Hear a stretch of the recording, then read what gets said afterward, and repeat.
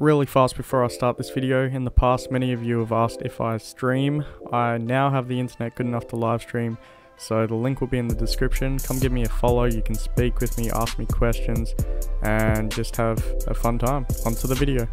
Hello everybody, my name is Noody, also known as noodica. Today I'll be going through some tips which I hope will help beginner to intermediate players get better at Guild Wars 2. This video largely revolves around PvP and World vs World, and not so much PvE. Hopefully everybody who watches this video will at least learn one thing that can help them improve their gameplay. If you do enjoy this video, please consider leaving a thumbs up and subscribing to my channel, as I plan on making many more guides in the future. If this is something you're interested in, leave a comment down below about what you'd like to see in the future and any video requests you have for me. Let's get straight to it.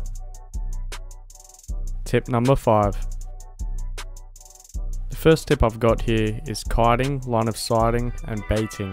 Frostball, pretty well known streamer and experienced players, made a very good video about this. Shows you a lot of the spots and tricks you can do around maps. I'll leave a link to this in the description below.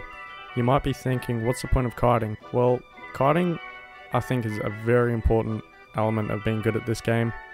If you're being focused in an unfavorable situation, if you can make it as hard as possible for your enemy to kill you and waste as much of their time as you can, this can be huge. Moving around the map wisely, using certain little jump tricks and difficult places to get to your advantage can be huge. I probably shouldn't be telling you this because I'm a thief main, but there are many spots around just about any PvP map, or even the World vs World maps, where thieves can't steal to. This can be very frustrating for thieves and often causes them to just back off because they're wasting their time. These are just a small portion of the jump spot around forest. There are many different ones on different maps. They're very easy to do once you get the hang of them, once you practice them, and they can be very beneficial. Line of sight is to hide behind objects, making it so enemies can't hit you with projectiles. For example, a ranger's longbow. Once again, there are many spots around PvP maps which you can use to your advantage to make sure an enemy can't hit you, waste their cooldowns trying to hit you, and then you can just take advantage of them from there. In just a moment I'll show you an actual example from a PvP tournament match between rank 55 Dragons and Team USA. Zan gets plussed by Toka, which is an enemy thief, and he was in an unfavorable 1v2 situation. You can see how he handles this. He pretty much kites, uses the map to his advantage, and then this forces Toka to leave. Team USA's favor. We see a portal coming out now. Yep. I'm not sure if that was Misha or Ring 55. It was Misha. He's going to be portaling back over to Corey. So we will see Corey cap for Ring 55, equalizing side nodes. Zan, though, getting pressured very hard by Helio. Love the kiting. Look at how he goes up around the back, but on the inside of the rock there. Immediately make sure Toka can't do too much on the plus. Finally, baiting can be as simple as a thief popping stealth and then waiting for an enemy to waste both their dodges or any invulnerabilities, and then taking advantage of them once those invulns are on cooldown.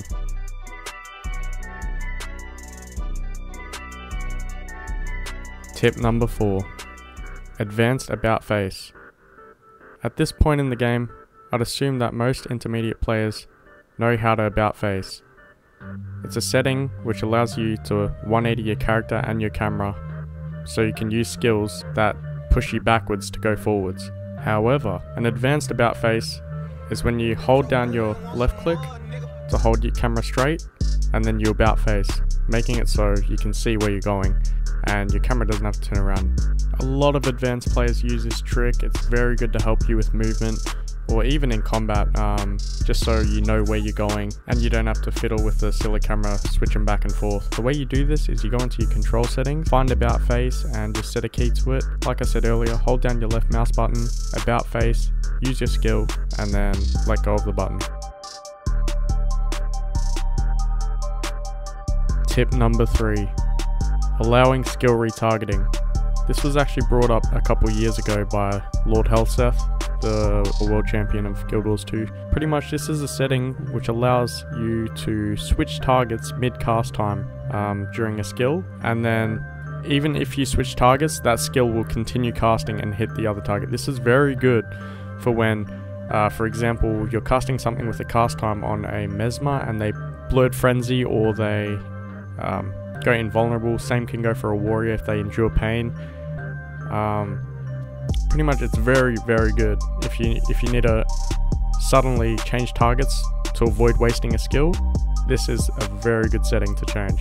It surprises me that a lot of people still don't know about this setting. It can mean the difference between hitting a crucial cooldown or not, for example a Holosmith's elite skill, Prime Light Beam, and it can change the way fights go. So this is a huge tip. Tip number 2. My next tip is to watch experienced players, the former ESL pro players, and just good streamers in general. Some that come to mind right off the top of my head: Syndrina for Thief, Frostball for multiple different classes, Shorts Gaming, great content creator, great streamer for Mesmer, Cellofrag, great elementalist, DoNotD, good guardian, Vans, great warrior, Naru, great necromancer. Pretty much watch more experienced players, especially if they stream. I've actually recently started live streaming, as you probably heard at the start of the video. You can interact with them live, you can see what they're doing, you can learn from them, you can ask them questions. They can answer the questions, they can give you tips, they can give you tricks, and it's just gonna help you overall, because you see things in live action rather than just in montages or, you know, highlight videos. These are players that have been playing the game for years. They know the ins and outs of the game, and they're gonna be, you know, your best role model. Tip number 1. Dueling, practicing over and over. Me and my guildies, for years upon years, very commonly, we'll just go into our guild hall, go into a 1v1 arena, and just duke it out, practice new builds, work on our gameplay. You're not necessarily doing these to win. Doesn't matter if you win or lose. If you lose, you gotta look at what you could have done better. You know, get your mates to play the builds you hate versing the most, so you can work on it. You can work on beating your counters and, you know, just improving your gameplay overall. I'd say this is the best and most convenient way to practice. It's the funnest thing to do, just for combat in general. If you don't have anybody to 1v1, there are plenty of open servers on the game browser. If you go to PvP, just look up the term 1v1 or duel and you'll find many different servers. You can always jump in there and people are always down to duel you. As for a bonus tip, it would just be to go through your settings. There are many different settings and options that you can tweak depending on your class, depending on your build, that you can actually benefit from. So go through there. Not everybody's the same. Some people, you know, enjoy different things, can play better with different settings. So if you look through that, you might be able to find something that, you know, personally caters to you. So that's pretty much it. That is going to wrap it up for this video.